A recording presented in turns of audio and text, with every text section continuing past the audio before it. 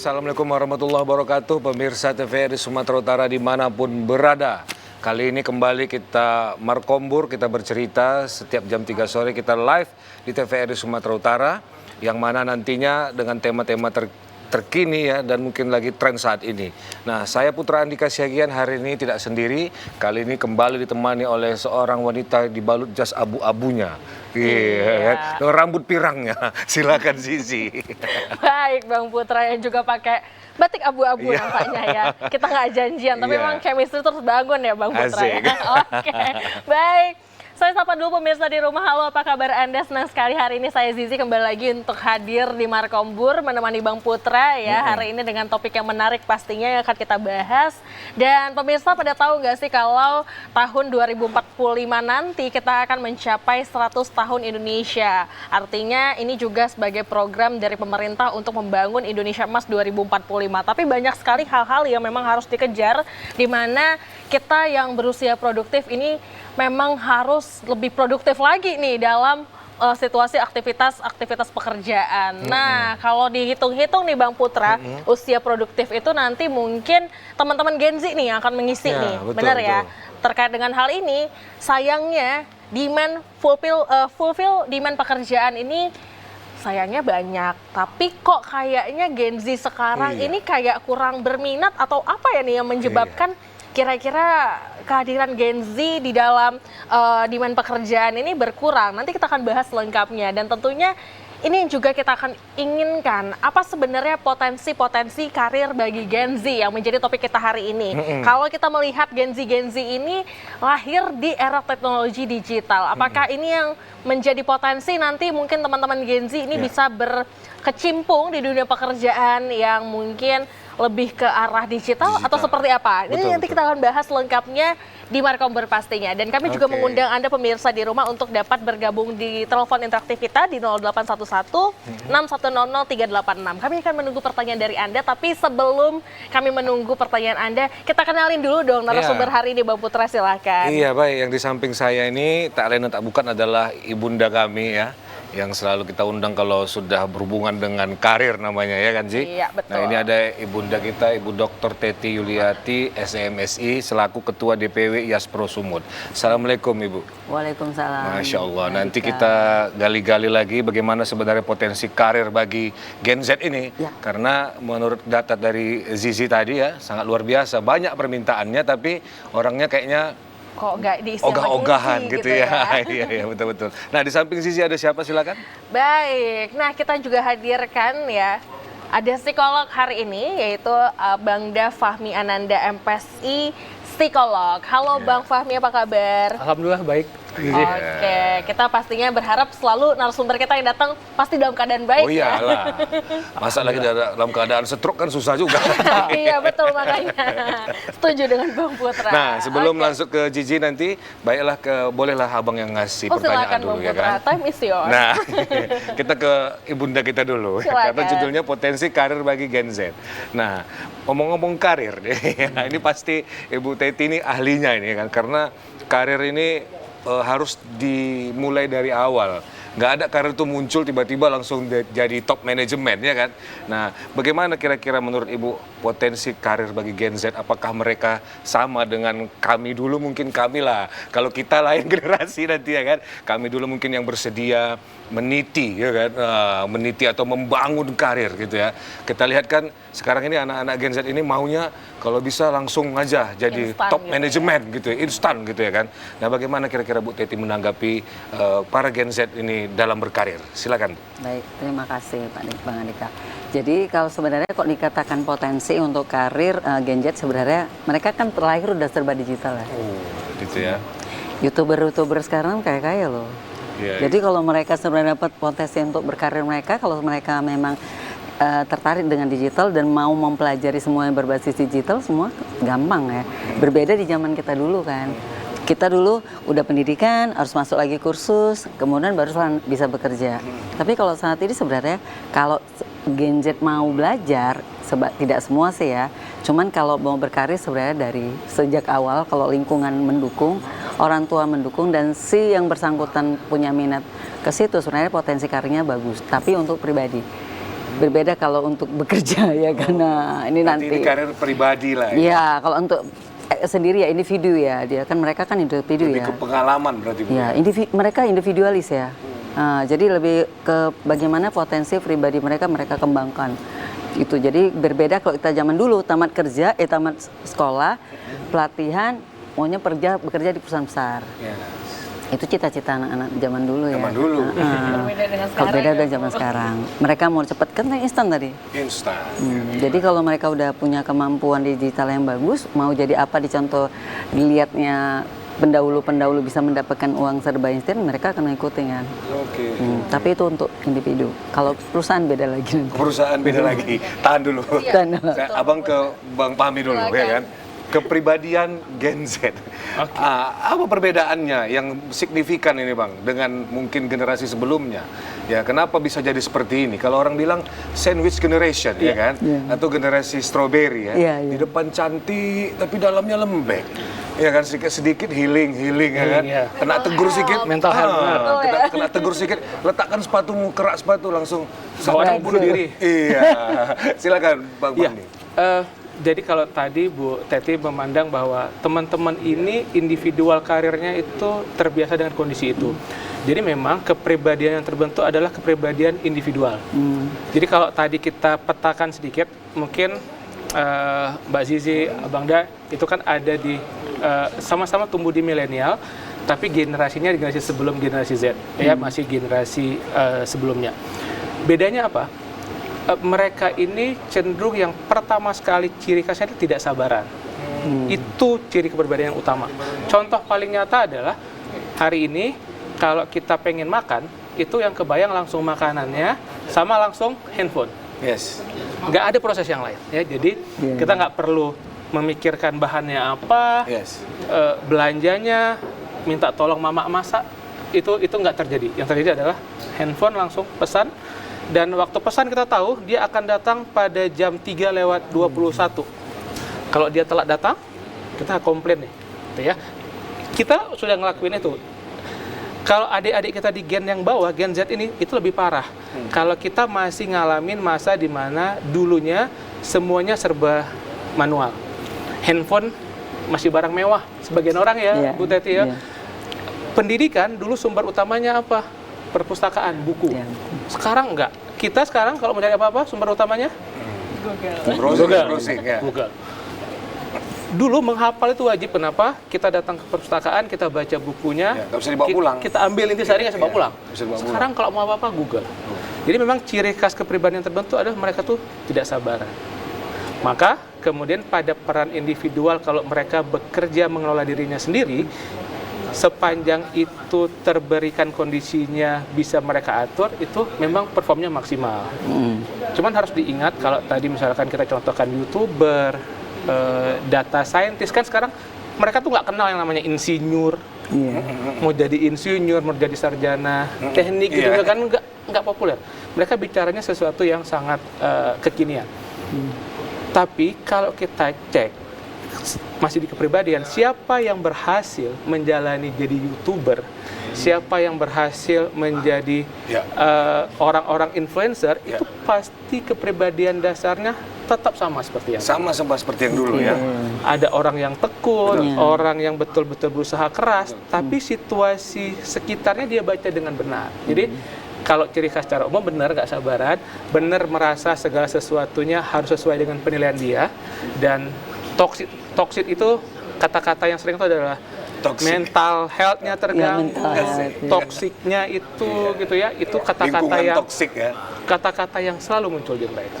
Tapi kepribadian yang tetap menjadi unggulan di kelompok itu, orang-orang yang berhasil tetap ada. Dan kepribadian yang ulet, tekun itu pasti itu yang berhasil ya. Contoh lah YouTuber hari ini kalau kita sebut nama, Hatta Halilintar kali ya. Kita tahu gimana perjalanannya. Nggak serta-merta juga. Iya. Ya kan? Anak sekarang baru 2 hari, 3 hari upload video, yang nonton baru sedikit. Emosi. Mental health-nya terganggu. Habis. Itu kondisinya. Dia push rank lagi pakai iklan ya kan, ads ya kan. Semua dikerahkan supaya dia dapat hasil yang instan gitu ya. Baik.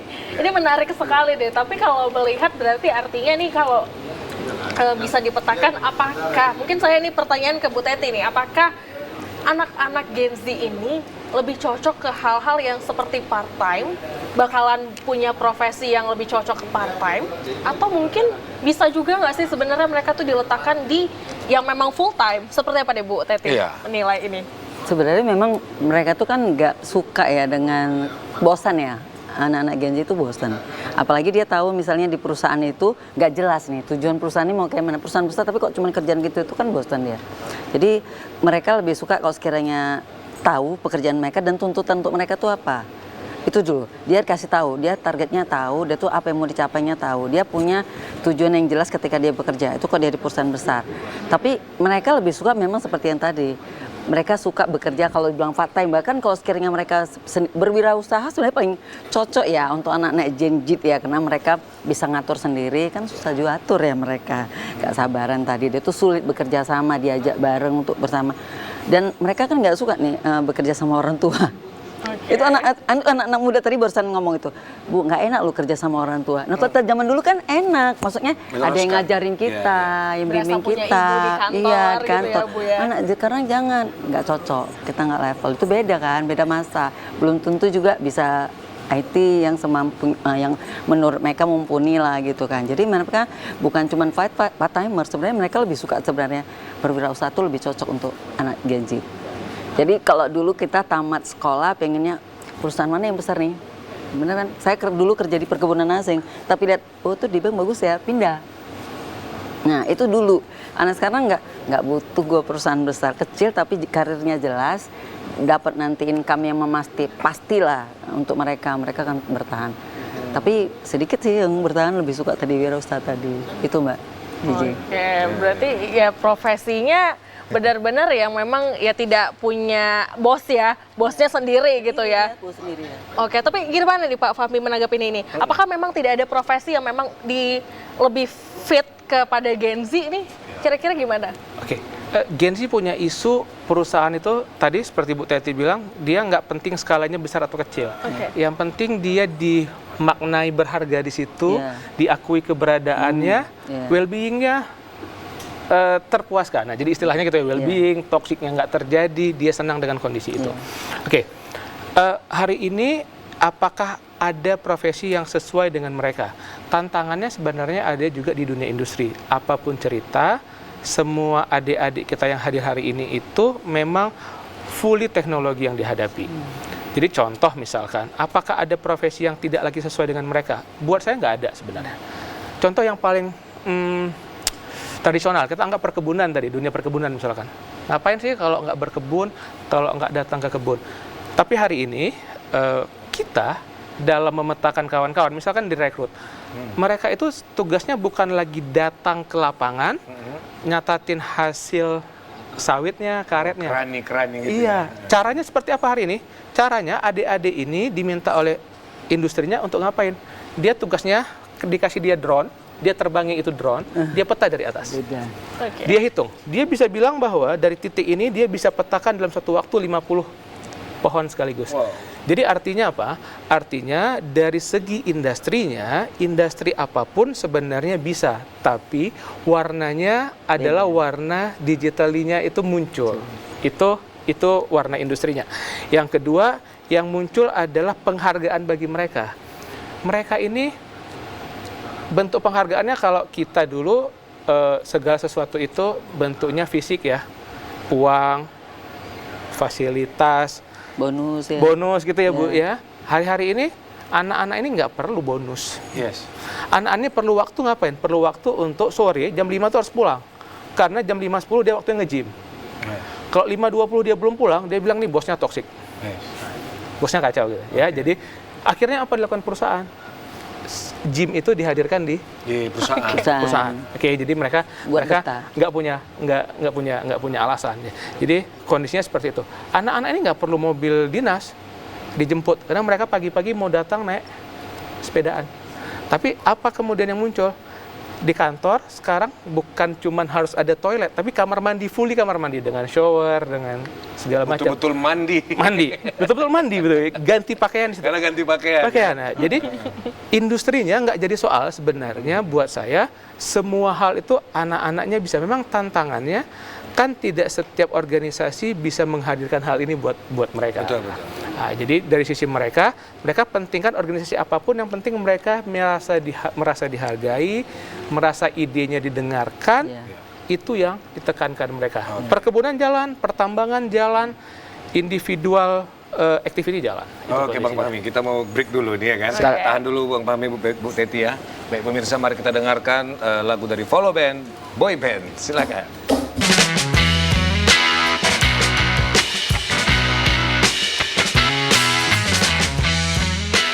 Ya baik pemirsa, kembali lagi ke segmen yang kedua. Tadi ada yang terputus nih dari apa yang dikatakan Bang Fahmi tadi ya kan. Karena ada iklan jeda tadi. Sebenarnya saya juga mau nanya lagi nih. Tadi kan Cici udah, kita tanya lagi nih. Bang Putra. Tadi kata Bang Fahmi mereka Gen Z tidak butuh fasilitas ya kan. Yang pengennya itu mereka tuh bisa kesana kemari, bisa eksis ya kan. Sebegitunya kah? Kalau kita dulu dikasih kerjaan, dikasih fasilitas yang lengkap mungkin ya bisa dibawa pulang, wah itu bangganya bukan main. Bisa satu kampung bisa heboh tuh ya kan. Kalau anak sekarang nggak perlu ya, dia pulang ke rumah kunci pintu selesai ya kan. Dia nikmati hidupnya sendiri. Silakan Bang Fahmi. Ya, contoh itu juga terbukti dari sekarang itu buat kita dulu punya fasilitas dinas itu sesuatu yang menarik dan itu prestisius karena itu penghargaan buat kita. Karena nggak semua orang dapat ya. Dapat ya, sama dihargai di masyarakat. Kalau sekarang kalau di pemerintahan lah ya, punya mobil dinas itu sesuatu yang tanda kutip nggak asik. Terus sifatnya satu fasilitas yang penghargaan buat mereka itu mereka paling menghargai yang sifatnya voucher yang sesuai dengan keinginan mereka masing-masing tuh. Kalau saya ada pencapaian, kantor ngasih saya bentuk kepemilikan aset, saya tuh senang. Tapi kalau adik-adik kita itu akan bilang, enggak, saya nggak butuh mobil, saya nggak butuh motor. Tinggal pakai online. Saya nggak butuh rumah, repot ngurusinnya. Yang saya butuh apa? Saya pernah punya pengalaman satu perusahaan yang kita dampingi, adik-adik mudanya minta untuk mereka boleh cuti 2 bulan. Umroh dia. Itu alasannya ngapain? Benar, dia mau jalan-jalan. Jadi dia dapat bonus pencapaian, dia benar capai target, dia mau kemana? Dia mau jalan-jalan. Dia mau ke Cape Town, mau ke Afrika Selatan misalnya kan ya. Me time ya, luar biasa. Karena di Instagramnya ada foto baru di tempat yang teman-temannya belum bisa pernah, datangi, itu buat dia udah achievable. Luar biasa. Apalagi gara-gara pekerjaan ini dia bisa dapat ini, dia senang betul. Jadi memang kondisi menghadapi mereka berbeda, tapi point of view untuk lapangan pekerjaannya relatif sebenarnya masih sama seperti yang dulu.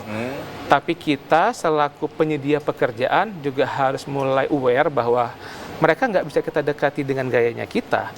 Mereka unggul di segi penguasaan teknologi, kecepatan mereka unggul. Tapi mereka itu di kecepatannya juga butuh kepastian tertentu. Di kita mungkin nggak terhitung berapa kali gagal dan kita tetap saja coba lagi dari kondisi itu. Mereka kalau sudah pernah ada gigih gitulah kita. Masih lebih gigih.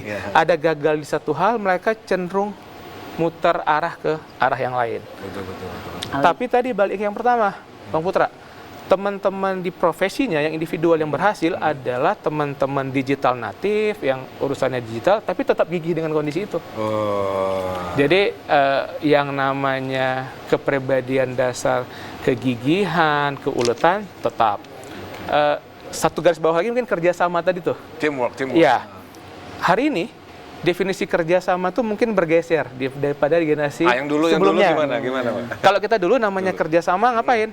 Di waktu yang sama, di tempat yang sama, sama-sama kerja. Kita kerja. Outputnya selesai pada waktu yang sama. Anak sekarang nggak. Kerjasama, bagian you apa, bagian aku apa, bagian Zizi apa, di waktu kapan kita kumpulin sama-sama, selesai. Jangan tanya prosesnya. Jangan tanya proses, jangan tanya jam berapa ngerjainnya, gimana cara ngerjainnya, itu kerjasama. Yang penting ya. Yang penting Hasilnya. Jadi kerjasama kalau dulu prosesnya, buat kita proses itu lebih penting, interaksinya penting. Buat mereka interaksi itu sesuatu yang tanda kutip bagi sebagian Gen Z dikhawatirkan. Sebenarnya mereka bukan khawatir interaksinya, mereka khawatir penilaian orang lain. Karena mereka merasa bahwa bisa menguasai segala sesuatu dan kemudian mereka tidak suka dinilai. Oke, kalau kita balik ke psikologis, di psikologis itu motif orang melakukan sesuatu cuma 3 sebenarnya. Yang satu mengharapkan pujian, yang kedua menghindari hukuman, yang ketiga karena orang merasa butuh dan benar-benar mau melakukan itu karena tidak berharap 2 ini. Ikhlas dong. Ya, dan itu jarang. Jarang ya. Ya, kita di lalu lintas pakai seat belt karena entah menghindari polisi, entah menghindari tilang, gitu ya. Oke, gitu kan. Menghindari hukuman atau kita mencapai sesuatu karena kita ingin dihargai. Sama sebenarnya, konsepsi itu terjadi di mereka. Cuman dari sisi ekstrim, karena dari awal mereka tidak terbiasa dengan penolakan, segala sesuatu dapat dengan cepat, itu terakumulasilah di kondisi mereka hari ini. Jadi kerjasama versi mereka, kerjasama yang menuntaskan porsi pekerjaannya, tapi nggak harus di waktu dan di periode yang sama. Itu kondisi. Ji, abang satu ke Bu Teti izin ya. Silakan Bang Putra. Bu, kan perusahaan ini harus beradaptasi dengan model kerja Gen Z ya kan.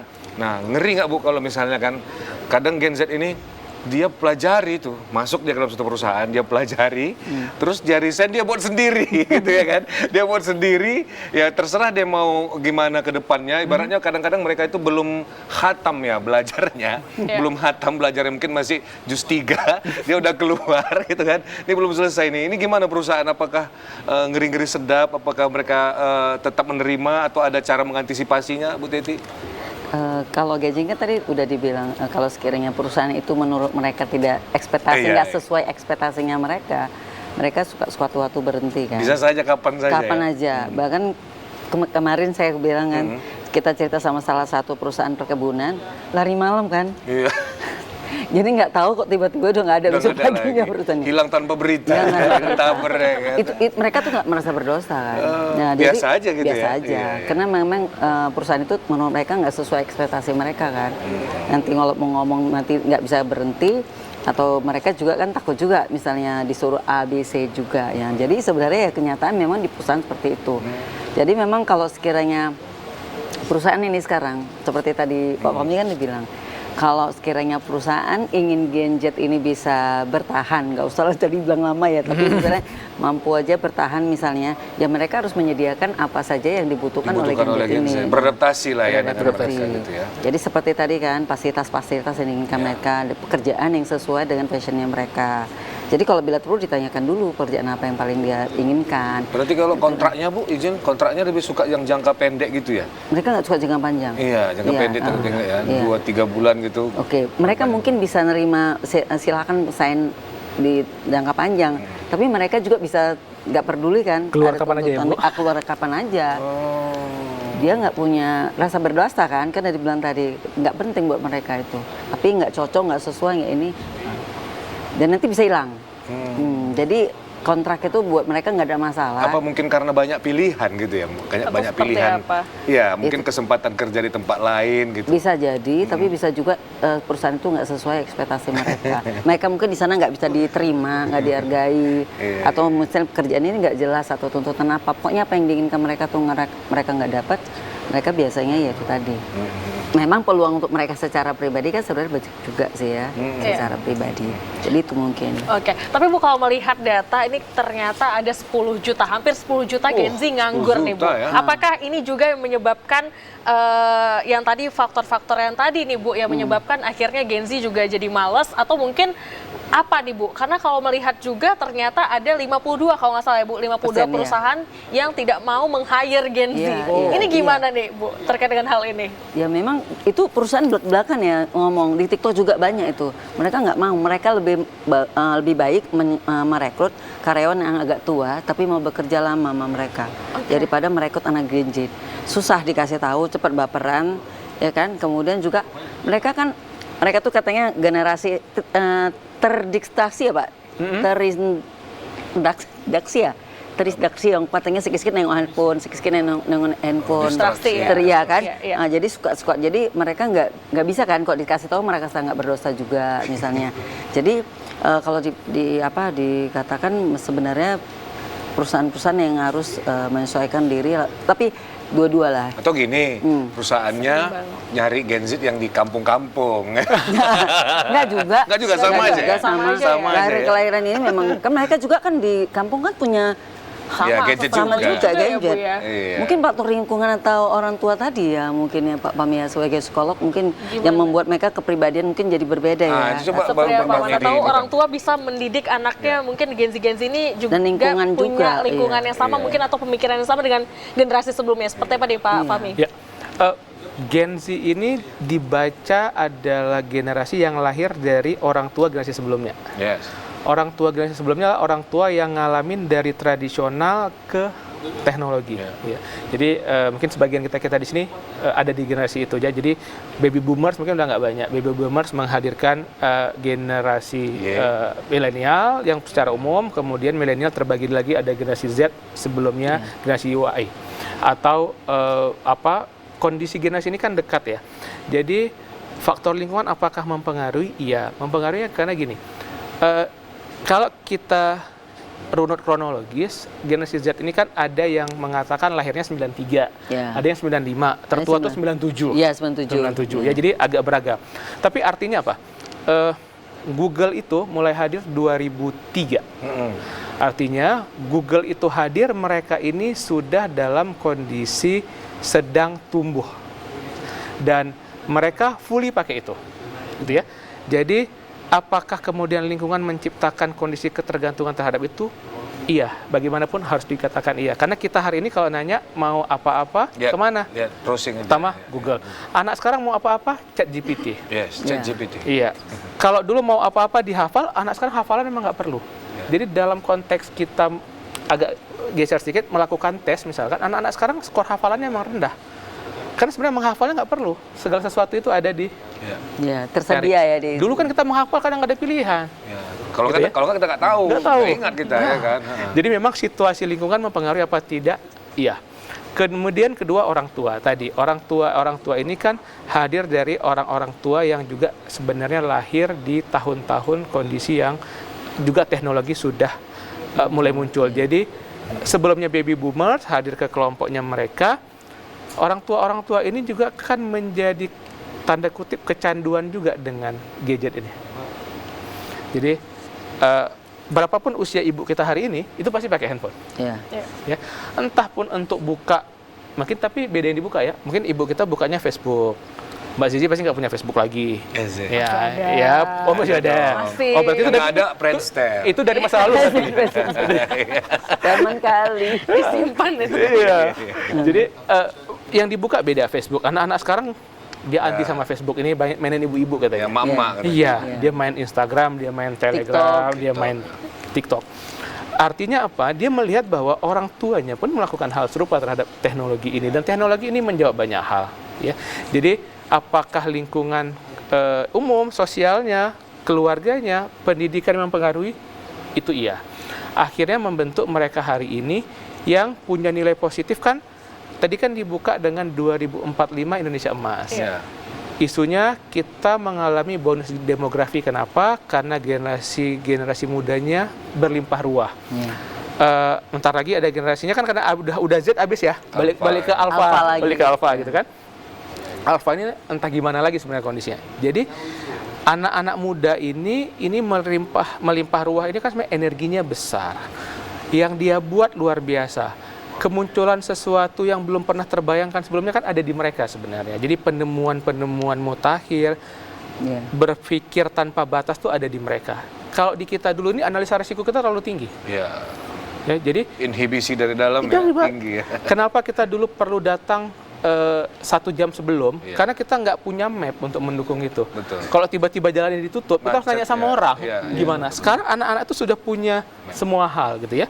Jadi memang situasi yang terjadi membentuk mereka hari ini menjadi seperti ini. Apa yang harus dilakukan oleh anak-anak ini?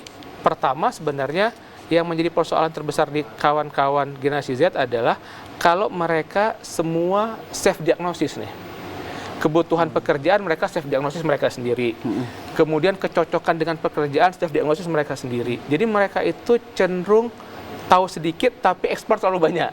Iya, iya. Jadi taunya baru tadi ya 3 bab ya. Iya, 3 maksudnya juz ya. Baru 3 juz, tiba-tiba dia bilang dia udah hafal semua Udah nih. hafal semuanya. Jadi terlalu meluas. Kondisi-kondisi itu yang tanda kutip adik-adik di generasi Z itu harus mengerem itu, karena itu kondisinya berbahaya. Bahwa hari ini Anda terbentuk karena kondisi semua itu, kita memang memahami itu, bahwa itu membentuk. Ada sumbangan keluarga, ada sumbangan lingkungan sosial, lingkungan pendidikan, itu semua pasti membuat teman-teman jadi kondisi itu. Ya, psikologi akan bilang lagi bahwa seorang anak hadir kan bagai kertas putih, Bu Teti. Jadi tergantung kita bagaimana menulisnya. Dan hari ini penulis terhadap kertas putih ini tidak bisa dibatasi.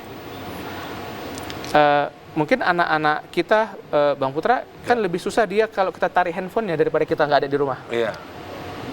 Betul. Iya. Harus bilang Lebih iya kan? stres dia nggak ada HP daripada nggak ada orang tua. Nggak ada orang tua. Kan itu kondisinya. Jadi memang seperti itu. Wah. Jadi mungkin bisa nambahin juga, Ya, silakan, maksudnya tadi Pak Pami kan bilang apa ya, lingkungan. Terkait ini Pak Pami, kebetulan saya punya staff baru masuk, itu kan Gen Z ya. Jadi mereka punya lingkungan 18 orang, itu memang bagus ya. Memang saya pikir memang ini orang-orang yang tadi mereka berada di lingkungan yang memang positive vibes ya, atau memang mereka gila kerja atau positif. Ini benar, karena gini. Ini kan kebetulan salah satu perusahaan BUMN kan nyari pekerjaan kepada saya. Itu mereka bisa, saya tuh merekrut di cuma satu, bisa seluruh tahu. Kemudian mereka tuh rame-rame ngasih saran. Itu kalau apa terus nanti kerjanya luar biasa. Jadi saya lihat yang 18 orang ini, mereka saling bantu Pak. Terus itu tadi mereka berusaha membantu kawannya cari kerja juga, membantu. Dan memang mereka dicari kerjaan jadi sebentar. Memang jadi lingkungan ini kalau mereka punya teman-teman yang memang satu circle-nya bagus, kemudian yang sama-sama positif vibe, atau mereka memang mau, Bu, kami harus jadi orang sukses, sama motifnya Pak, bisa 18 orang nih gabung. Saya baru nemu ini Pak, makanya saya bilang lingkungan itu sangat berpengaruh besar juga untuk menjadi Gen Z itu tidak terpengaruh sama gadget-gadget yang katanya rebahan ya, males-malesan. Mageran ya, Iya, Bu. mageran. Itu dia. Oke, tapi Bu, ini satu pertanyaan juga, apakah ini juga berpengaruh terhadap pola pendidikan yang saat ini sedang berjalan dengan ada Merdeka Belajar? Karena kalau dan saya juga mendengar statement dari Sekjen Kemendikbud bahwa pendidikan itu adalah tersier dalam pendidikan yang berkelanjutan ya, itu adalah tersier, artinya tidak wajib. Ini seperti apa nih Bu, kalau melihat hal ini? Sebenarnya kita nggak sepakat itu ya. Iya. Harusnya dia kebutuhan primer gitu. Iya, harusnya primer Deklarasinya itu loh ya, deklarasinya kita tidak sepakat sebenarnya. Deklarasi kita nggak sepakat loh. Karena itu kan, ya itu yang membuat Indonesia kayak gini kan. Iya. Maksudnya kita nggak berkembang. Sementara kalau di Korea katanya minimal setiap individu masyarakat Korea tuh setiap orang tamat S1. Di Korea. Jadi pemerintahnya ngomong tamat S1. Kita coba tamat SD aja kadang nggak tamat. Jadi kalau kita mengatakan itu tersier, jadi barang eksklusif gitu, kita mau jadi apa ya? Kita nggak maju, kita diserang orang lain aja lah. Udahlah pasrah aja lah kan gitu. Ya, jadi sebenarnya kok dengan Gen Z yang sekarang, sebenarnya membuat kita berkreatif ya Pak, mencari pola-pola yang sesuai dengan minatnya mereka. Kayak saya misalnya, supaya mereka menarik. Oke, nanti tugas-tugas kalian buat cara menangani telepon. Nanti share ya di TikTok. Semangat ya kan Pak? Karena dia explore. Explore Pak. Terus kan saya gini, dulu kan teori duluan, saya ngajar gini kan. Kalau saya teori, dia kan apapun kesempatan mesti sempat. Atau sempat. Jadi kita nggak, oke hari ini kita penanganan telepon, jadi tolong buat tahapan-tahapan telepon itu apa, etika menelpon itu apa, alurnya bagaimana, terus kalian buat grup, cari grup kamu sama kamu nih, kamu yang konsumen bermasalah, kamu yang sudah pesan, kamu yang suka kerja, coba Bu kayak mana, terserah kamu cari internet. Iya sibuk, baru diekspor ya kan, sibuk nih, saya nggak mau, terus Bu nanti gini, nggak peduli, pokoknya terserah, Ibu tinggal ngecek. Udah siap, kalian praktek di rumah ya, praktek, kirim kalian di YouTube, terserah atau di TikTok. Yang penting Ibu nampak, baru Ibu bisa Tidak ada salah, tidak ada yang benar ya. Karena tadi kan mereka kan senangnya self diagnosis. Jadi mereka coba dulu baru ambil hikmahnya. Oke. Gitu dia. Oke Bang Pami, kita break dulu ya. Baik pemirsa, kita dengarkan lagu berikutnya dari Follow Band Kamu. Silakan.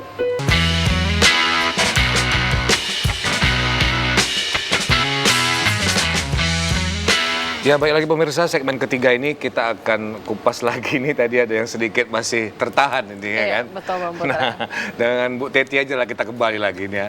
Bu Teti, perusahaan ini kan pasti haruslah dia beregenerasi ya kan. Kalau bahasa komunitas atau organisasi berkaderisasi. Siapalah lagi nanti yang menggantikan para top manajemen ini kalau tidak Gen Z ini. Mungkin upaya-upaya apa yang telah dilakukan oleh perusahaan ya kan. Selain beradaptasi tadi, mungkin ya saya rasa perusahaan harus punya teknis sendiri lah, jangan sampai nanti malah nggak dilanjutkan nih tampuk kepemimpinannya, karena setiap orang ada masanya, setiap masa ada orangnya. Gimana Bu Titi? Ya sebenarnya kan sama aja ya. Kalau sekiranya ini kan yang pasti perusahaan tuh harus siap-siap ya untuk merekrut Gen Z ini seperti apa. Dan perusahaan tuh rata-rata tahu merekrut Gen Z itu harus seperti apa. Jadi sebenarnya kayak Google itu sebenarnya zaman dahulu udah menyiapkan orang-orang talent-talent Gen Z ini ya, yang bisa kreatif, kerja kapan aja tapi lokasinya tidak terlalu monoton misalnya. Jadi dari misalnya kepastian karir mereka tuh tanya. Jadi mereka tuh kalau memang mau mendapatkan karyawan-karyawan yang bisa untuk menggerakkan mereka mau nggak mau kan harus juga memberikan pelatihan-pelatihan ya. Tapi mungkin bukan yang seperti sekarang ini ya, tapi yang sesuai dengan Gen Z lah, bagaimana karakternya Gen Z. Jadi seperti itu. Jadi satu, mereka diberi pelatihan tapi yang tidak monoton seperti zaman dulu kita, mungkin sekarang. Kemudian memberikan tujuan kerja yang jelas, karir path yang bagus, maksudnya pastikan mereka kerja tuh mereka mendapatkan karir. Ya, jadi dihargai. Tadi kan udah dibilang. Diapresiasi ya. Dia dihargai. Sekecil apapun apa yang mereka lakukan, mereka bisa dihargai. Itu tadi kan fasilitas bukan zaman dulu lagi, tapi misalnya ya kesempatan nanti kalau udah bekerja ini Anda boleh cuti, dikasih tempat kemana jalan-jalan.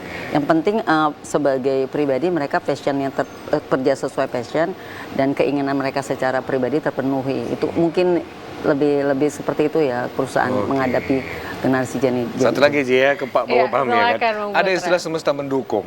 Semesta mendukung itu begini. Dulu mungkin kalau kita nggak kerja full time, kita nggak dapat maksimal. Sekarang ini malah kita kerja part time 2 kali atau 3 kali lipat lebih maksimal.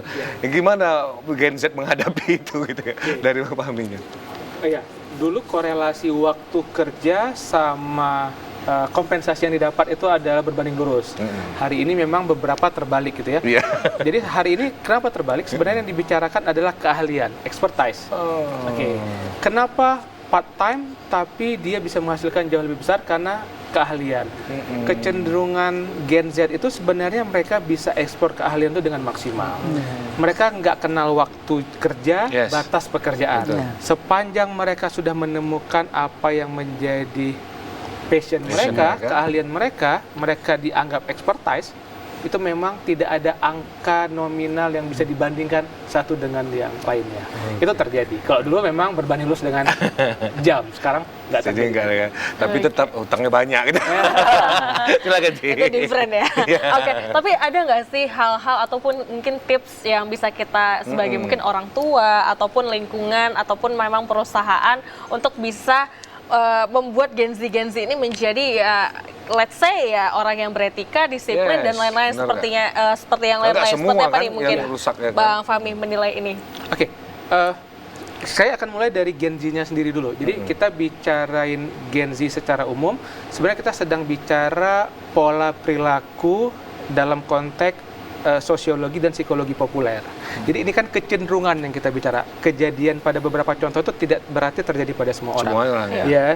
Jadi pada Gen Z mereka harus ngapain? Mereka harus mengurangi self diagnosis diri mereka sama menghindari tuntutan terhadap diri mereka sendiri yang tidak masuk akal. Itu terhadap diri mereka sendiri.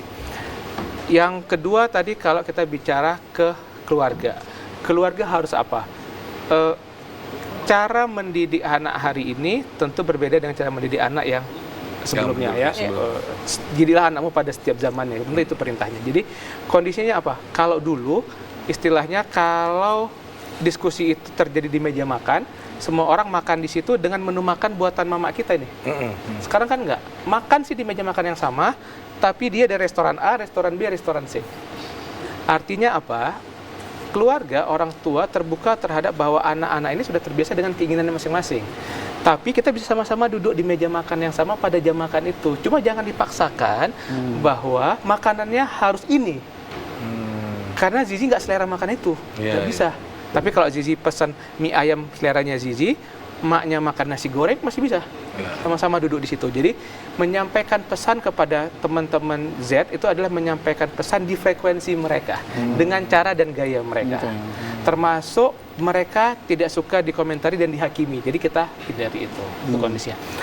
Terakhir di perusahaan harus ngapain? Perusahaan itu harus bisa melihat bahwa generasi ini nih punya segala kelebihan dengan resourcesnya. Artinya itu yang dimanfaatkan, kemandirian anak-anak ini tinggi. Nah, itu dimanfaatkan kemandiriannya supaya mereka tumbuh, tapi juga tadi yang diingatkan Bu Teti bolak-balik bahwa kepastian terhadap apa yang mereka dapat juga harus ada, sehingga kemudian mereka merasa oke di tempat itu. Ya, itu aku berjuang nih, tapi aku nanti jadi apa? Betul. Jangan sampai nggak jelas juga deh. Gitu. Harus ada ujungnya ya, oke. Dan Bang Putra, ini kita kayaknya melihat waktu sudah mulai menunjukkan kita hampir mau 1 jam. Tapi sebelum kita mengakhiri obrolan seru kita terkait dengan potensi karir bagi Gen Z, kita mau dengar closing statement dari kedua narasumber kita. Mungkin diawali dari Bang Fahmi terlebih dahulu, silakan singkat, padat, dan waktu untuk Anda. Ya, silakan. Untuk teman-teman generasi Z, apapun yang dihadapi hari ini itu, segala sesuatu ini bukan hal yang ujung dunia. Jadi Z itu suka menghadapi segala sesuatu dengan stressful, self-diagnosis, dan mental illness ujung-ujungnya. Tidak. Pesannya satu, carilah bantuan profesional. Jangan kemudian membatasi diri Anda dengan self-diagnosis Anda sendiri. Itu paling bahaya. Yang kedua, eksplorlah keahlian Anda, apapun itu. Terbuka terhadap semua kesempatan.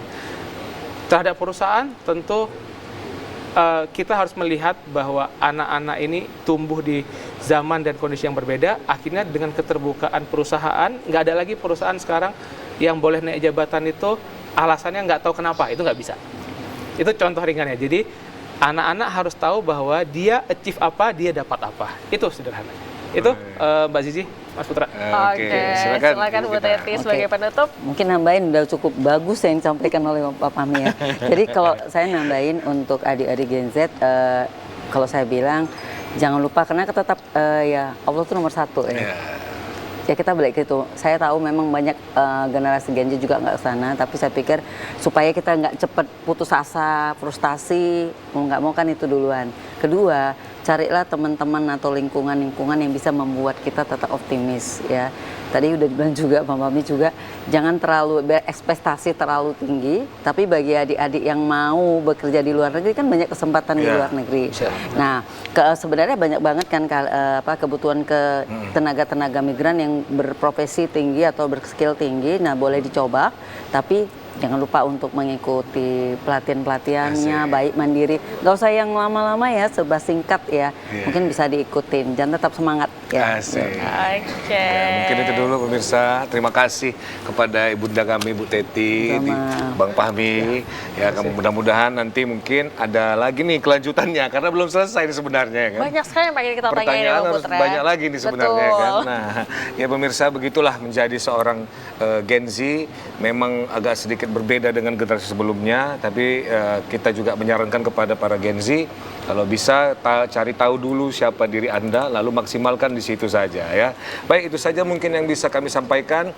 Saya Putra Andika Siagian undur diri bersama rekan saya. Dan saya Ziva Zahranis, kami pamit undur diri dari hadapan Anda, tapi kami mengucapkan terima kasih untuk Anda yang sudah menonton TVRI, penonton setia TVRI Sumatera Utara, khususnya program Markombur. Dan untuk menutup perjumpaan kita pada sore hari ini, terima persembahan lagu dari Flow Band. Wassalamualaikum warahmatullahi wabarakatuh. Selamat sore.